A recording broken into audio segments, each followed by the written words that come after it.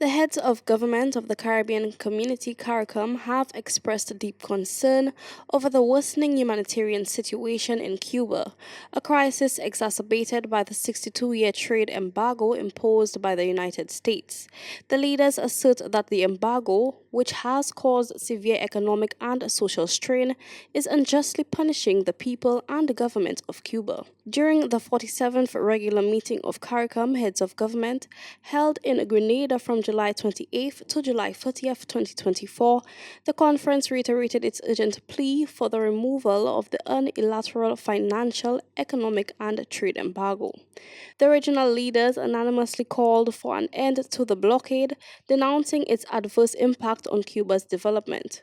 Prime Minister Pierre, speaking to the media, outlined Saint Lucia's plans to extend assistance to Cuba, underscoring the severity of the humanitarian crisis. We're very concerned about the situation in Cuba and Venezuela. Cuba in particular. Cuba is going through a very difficult time. The people of Cuba are going through a very difficult and trying time.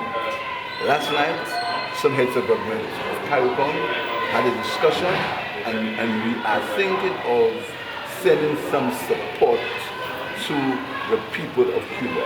Pierre reminded the public of Cuba's support to Saint Lucia in times of need, emphasizing that now is the moment for Saint Lucia to offer a helping hand in return.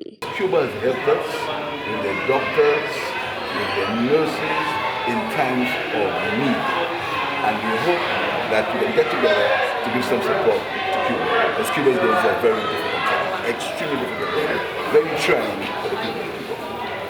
And we call again for the removal of the embargo against the people of Cuba. This trade embargo, and Cuba being on the list of countries that sponsor terrorism, is unfair, and we call for the end of that embargo.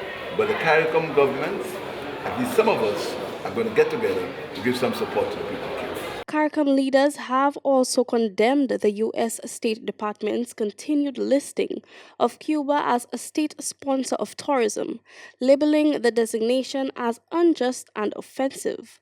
They have called for Cuba's immediate removal from this list, urging the international community to end policies that contribute to the suffering of the Cuban people.